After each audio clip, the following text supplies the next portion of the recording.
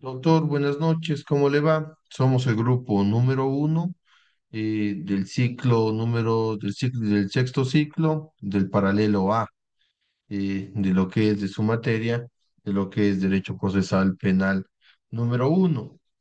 Las personas que conformamos el grupo somos la compañera Lucía Delgado, el compañero Lenín Toledo, el compañero Fernando Bravo y quien le habla, su estudiante Cristian Toledo. El día de hoy vamos a hablar acerca del tema de la prisión preventiva y los requisitos y recomendaciones prácticas que tenemos en nuestra clase magistral de la unidad número 2. Siendo breve, voy a comenzar, estimado doctor, con una pequeña introducción hablando acerca de las medidas cautelares que tenemos en donde está nuestra prisión preventiva. Para comenzar, doctor, quiero hablar tomando el tema diciendo que las medidas cautelares en el Ecuador deben estar reguladas por la Ley Orgánica de Garantías Jurisdiccionales y del Control Constitucional, que está promulgada en la ley del 2009. Estas medidas tienen como objetivo principal prevenir e impedir, interrumpir la violación de los derechos que están reconocidos en la Constitución y en los instrumentos internacionales de derechos humanos. A continuación, voy a presentar un pequeño análisis detallando su finalidad, los requisitos y su procedimiento. ¿Cuál es la finalidad de las medidas cautelares? Como es claro en el artículo número 26 de la Ley Orgánica de Garantías Jurisdiccionales, y control constitucional, donde establece que las medidas cautelares tienen como objetivo número uno, primero es evitar o cesar la amenaza, la violación de derechos reconocidos dentro de nuestra Constitución y en los instrumentos internacionales sobre nuestros derechos humanos. Estas medidas deben ser adecuadas para que no puedan ser violadas y pretende evitar o detener para que no pueda existir que la persona para que la persona esté pendiente de su juicio penal. Número uno, la comunicación inmediata con la autoridad o con la persona que podía prevenir o detener cualquier tipo de violación. Número dos, la suspensión provisional dentro del acto. En el punto número tres tenemos el orden y la vigilancia policial. Y número cuatro, la visita al lugar de los hechos. Nuestro artículo 522 nos habla acerca de las modalidades y nos dice que el juez o juzgador podrá imponer varias de las siguientes medidas cautelares para poder asegurar la presencia de una persona procesada y se aplicará de la siguiente forma. Esta debe ser prioritaria dentro de la privación de libertad. Vamos a tomar en cuenta los diferentes aspectos.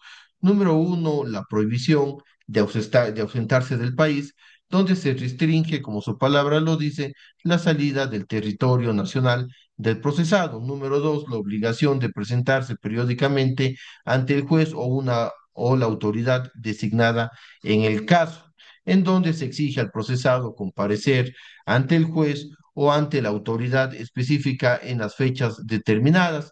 Luego tenemos el arresto domiciliario que limita la libertad del procesado dentro de su domicilio, como su palabra lo dice. Mire. Luego, el dispositivo de vigilancia electrónica que se utiliza por medio de tecnología para poder monitorear las actividades del procesado. Tenemos la detención, en el cual se restringe temporalmente la libertad del procesado dentro de un centro penitenciario. Luego tenemos la prisión preventiva. ¿Qué nos dice la prisión preventiva? Es la medida cautelar más severa. Además, se encuentra dentro de las siguientes modalidades donde el juez puede ordenar el uso de un dispositivo de vigilancia electrónica como un complemento.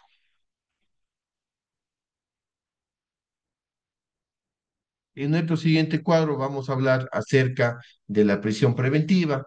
Vamos a ver cómo y en qué momentos se solicita la prisión preventiva. La prisión preventiva se solicita durante la etapa de investigación previa o dentro de la audiencia de formulación de cargos. Una vez que la fiscalía una vez que la fiscalía cuenta o puede vincular los hechos delictivos que han pasado en este suceso. ¿Quién solicita la prisión preventiva? La prisión preventiva, por lo regular, solicita la Fiscalía General del Estado. Es la única que está facultada para poder solicitar este tipo de medida cautelar ante el juez de garantías penales. ¿Cómo se solicita la prisión preventiva? La prisión preventiva se solicita de forma oral durante la audiencia de formulación de cargos o por escrito si se justifica la necesidad. Esta puede ser dentro de una audiencia ordinaria. El fiscal debe sustentar su petición presentando los siguientes puntos.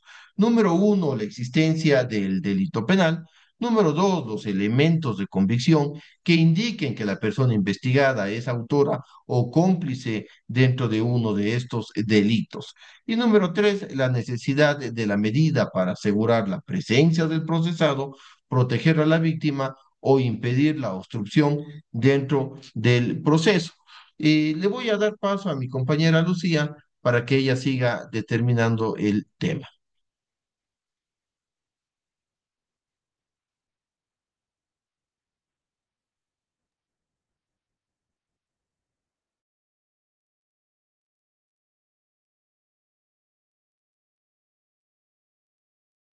Buenas noches, estimado doctor Andrés Palacios. Buenas noches, compañeros. Hoy voy a sustentar sobre la clase magistral que me corresponde los requisitos para que se dicte la prisión preventiva. Dentro de la prisión preventiva, nosotros podemos comprender claramente que está el artículo 534, que tiene la finalidad y requisitos para garantizar la comparecencia de la persona procesada al proceso y el cumplimiento de la pena. La o el fiscal podrá solicitar al juzgador de manera debidamente fundada y ordene la prisión preventiva siempre que concurran los siguientes requisitos. Cabe recalcar que la prisión preventiva es una medida cautelar que puede solicitar el fiscal al juez para garantizar la comparecencia del procesado al juicio y el cumplimiento de una eventual pena. Para que se dicte esta medida deben cumplirse simultáneamente cuatro requisitos específicos. Como primero requisito, tenemos la existencia de elementos de convicción suficientes sobre la existencia de un delito de acción público. Segundo requisito, elementos de convicción deben ser claros, precisos, justificados, que demuestren que el proceso es autor o cómplice del delito. Tres, podemos decir que son los indicios que evidencian que las medidas cautelares no privativas de libertad son insuficientes para asegurar la presencia del procesado en el juicio o el cumplimiento de la pena. El cuarto requisito, que el delito esté sancionado con pena privativa de libertad superior a un año. Como por ejemplo, un caso hipotético, robo agravado.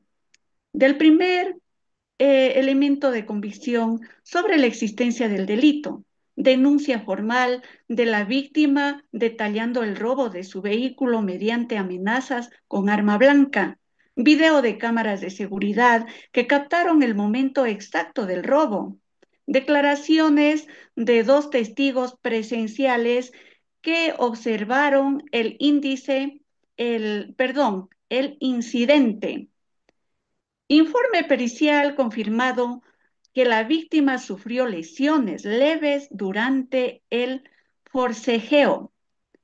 También podemos hablar sobre el elemento de convicción, un ejemplo de la autoridad o complicidad, que es el segundo requisito. Es la identificación positiva del sospechoso por parte de la víctima y los testigos, un video de seguridad donde se distingue claramente el rostro del procesado, un hallazgo de pertenencias de la víctima en el domicilio del procesado durante allanamiento autorizado, huellas dactilares del procesado encontrados en el lugar donde se recuperó el vehículo abandonado.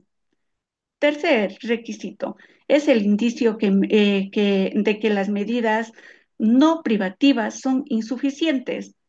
El procesado tiene antecedentes por delitos similares, no posee domicilio fijo verificable en la jurisdicción, ha intentado contactar a testigos para intimidarlos según denuncias y fue detenido cuando intentaba obtener documentación para salir del país. Cuarto requisito, delito con pena superior de 1 año. El robo agravado con violencia está tipificado en el Código Penal con una pena privativa de libertad de 5 a 7 años. Con estos elementos concretos, el fiscal puede solicitar fundadamente la prisión preventiva y el juez tendría elementos suficientes para motivar su decisión, explicando por qué otras medidas cautelares no bastarían para garantizar la comparecencia del procesado al juicio. Importancia, podemos manifestar que es importante destacar que la parte policial no constituye un elemento de convicción válido para solicitar o conceder la prisión preventiva. Este documento tiene carácter exclusivamente referencial y no puede fundamentar por sí solo la aplicación de esta medida cautelar. Cuando el juez ordena la prisión preventiva, debe motivar obligadamente su decisión y explicar por qué otras medidas cautelares son insuficientes. La resolución debe contener tres elementos esenciales. El primer elemento es una relación que demuestre cómo los hechos imputados corresponden a un delito de acción penal pública sancionado con pena privativa de libertad superior a 1 año. Continúa mi compañero Lenin. Hasta aquí mi intervención. Gracias. Muchas gracias, estimada compañera. Buenas noches, doctor Andrés Palacios, compañeros. Mi nombre es Lenín Toledo, estudiante del sexto ciclo de la carrera de Derecho de esta prestigiosa universidad. A continuación, me permito compartir con ustedes un análisis sobre los artículos 535, 536 y 537 del Código Integral Penal, los cuales regulan importantes disposiciones sobre la prisión preventiva, su revocatoria, sustitución y tratamiento especial para grupos vulnerables. ¿Qué nos dice el artículo 535 del COIP? Nos habla sobre la revocatoria de la prisión preventiva. En ese artículo establece las circunstancias bajo las cuales se puede revocar la prisión preventiva, garantizando que estas medidas no se mantengan de forma injustificada. Estas son, como primer punto, el desvanecimiento de los indicios. Si los elementos de convicción que justificaron la prisión desaparecen o pierden validez, la medida debe revocarse. Como segundo punto, la ratificación de la inocencia. La prisión preventiva se revoca si el juez confirma la inocencia del procesado, en aplicación del principio de presunción de inocencia. 3. La caducidad. Se transcurre en el tiempo máximo legal si una sentencia definitiva a la prisión preventiva caduca y no puede renovarse. Y por último punto, la declaratoria de nulidad, cuando se determina que una medida fue impuesta con vicios procesales o violación de los derechos fundamentales.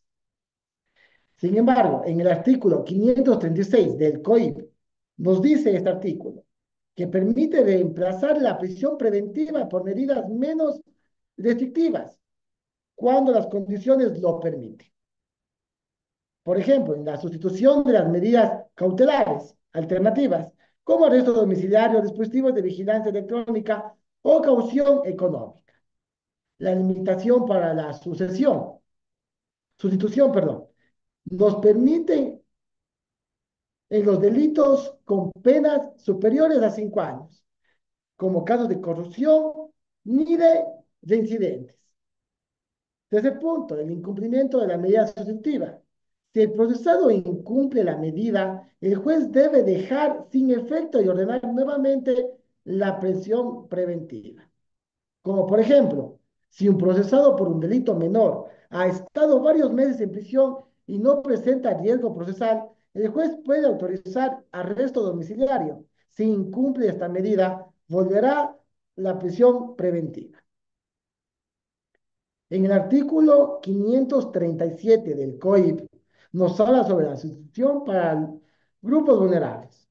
Este artículo permite sustituir la prisión preventiva por arresto domiciliario y vigilancia electrónica en los siguientes casos.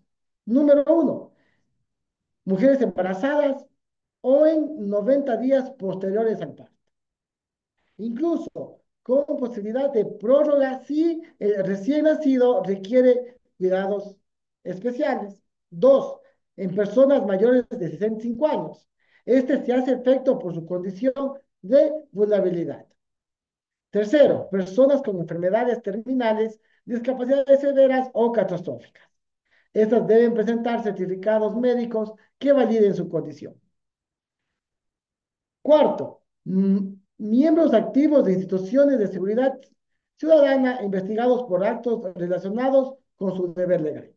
Se prioriza su defensa en libertad. Un ejemplo práctico. Si una mujer embarazada, privada de libertad, con un delito menor, puede solicitar sustitución por el arresto domiciliario. Si su hijo nace en una condición médica delicada, esta medida puede extenderse hasta 90 días adicionales. Puedo concluir que estos tres artículos evidencian cómo el COIP busca garantizar una justicia equilibrada, respetando los derechos humanos, evitando abusos en prisión preventiva y considerando el contexto personal del procesado. Muchas gracias por su atención. Con esto concluyo y doy paso a la intervención de mi compañero Fernando. Estimado doctor Andrés, ¿cómo está? Muy buenas noches, compañeros. ¿Cómo les va? Qué gusto con ustedes compartir nuevamente un tema tan relevante en tema penal cuando hablamos de la prisión preventiva. Acortando lo que ya han indicado mis compañeros, me permito continuar con lo que menciona la suspensión. Esto dentro de nuestro COIP está en el artículo 538 que habla, se suspenderá la prisión preventiva cuando la persona procesada rinda caución. ¿A qué hacemos referencia cuando rinda caución? ¿Qué quiere decir? Que la prisión preventiva se suspende cuando la persona procesada entrega una garantía económica, conocida como caución, fijada por el juez, lo que permite enfrentar el proceso en libertad mientras cumpla ciertas condiciones. ¿Y por qué hablo de condiciones? Porque la caución podrá darse en ciertos casos, por ejemplo, donde el delito no se agrave, es decir, no implique violencia extrema o crimen organizado, etcétera, así como también el procesado no represente peligro de fuga ni riesgo para la investigación o para la sociedad. También puede darse en el caso donde haya arraigo suficiente y esto sea sustentado y demostrado. Es decir, exista vínculos dentro de su entorno, es decir, dentro del país, pudiendo ser el caso como la familia, pudiendo ser el caso laboral, de su domicilio, y obviamente deberá estar autorizado por el juez. También tenemos dentro del artículo 529 la improcedencia, muy importante mencionar. No se podrá ordenar la prisión preventiva cuando se trate de delitos de ejercicio privado de la acción. Cuando hablamos o cuando hacemos referencia a delitos de ejercicio privado de la acción, en derecho penal los delitos de ejercicio privado de la acción son aquellos en la que solo la persona afectada, es decir, la víctima, puede iniciar este proceso penal, no el fiscal por oficio. Por ejemplo, si existe una violación, el fiscal por oficio tuviera que tomar acción. Pero cuando hablamos de delito de ejercicio privado de la acción, en este caso solamente la parte afectada es la que puede dar inicio a un procedimiento. Hablamos de delitos de menor gravedad que afectan principalmente intereses particulares, más no el orden público en general. Ejemplos típicos que podemos revisar cuando hablamos de ejercicio privado de la acción, a lo mejor puede ser un hecho de calumnia, injuria, difamación, violencia de correspondencia, otros que afecten el honor y la vida privada según el Código Penal de nuestro país. ¿Sí? Continuando, también tenemos cuando se trata de contravenciones, se trata de delitos sancionados con penas privativas de libertad que no excedan de un año. Muy importante indicar. Dentro también de la prisión preventiva, en el artículo 540 tenemos la resolución de prisión preventiva. La aplicación de la revocatoria, sustitución, suspensión o revisión de la prisión preventiva será adoptada por la o el juzgador en audiencia oral, pública y contradictoria de manera motivada, ya que hacemos referencia también en este artículo, que esto establece cómo debe tomarse las decisiones judiciales relacionadas con la medida de prisión preventiva. ¿Qué quiero decir? Cuando una persona es privada de libertad mientras se investiga o se juzga un delito, antes de que exista una condena, el juez que le faculta, ¿qué es lo que puede hacer el juez? Puede aplicar, es decir, imponer la prisión preventiva por primera vez, puede asimismo revocar, como menciona el artículo, eliminar la prisión preventiva si ya no es necesaria, sustituir, como también vemos, es decir, cambiarla por otra medida menos restrictiva, como por ejemplo, ustedes ya mencionaron, compañeros, arresto domiciliario, presentación periódica también que puede ser, como también suspender, es decir, detener temporalmente la medida y así igualmente revisar, evaluar si sigue siendo válida, por ejemplo, si han cambiado las circunstancias del caso. Es muy importante tomar en cuenta este tipo de indicaciones. Y para concluir, como conclusión, compañeros, viendo un tema, recalco, tan relevante como la prisión preventiva, debemos tener presente que un juez se deberá evaluar el caso, deberá sustentar por parte de fiscalía, debemos tener presente los principios de humanidad, de proporcionalidad, de necesidad y algo muy importante, de mínima intervención, porque para poder tener esta medida o se pueda acoger la prisión preventiva, ¿qué queremos decir? Tendría que agotarse cualquier otro tipo de medida cautelar, sabiendo, y con esto termino, que la prisión preventiva debería ser de último ratio. Es lo que puedo acotar, compañeros, a su importante también explicación. Doctor Andrés, esperamos que esta exposición haya satisfacido y cumplido con lo requerido dentro del tema. Es todo lo que podemos indicar. De nuestra parte, nos despedimos como grupo. Muchas gracias, compañeros. Una muy buena noche. Hasta luego. Gracias, compañero. Gracias, doctor. Que tenga una linda noche también. Muchas gracias, compañeros. Una feliz noche.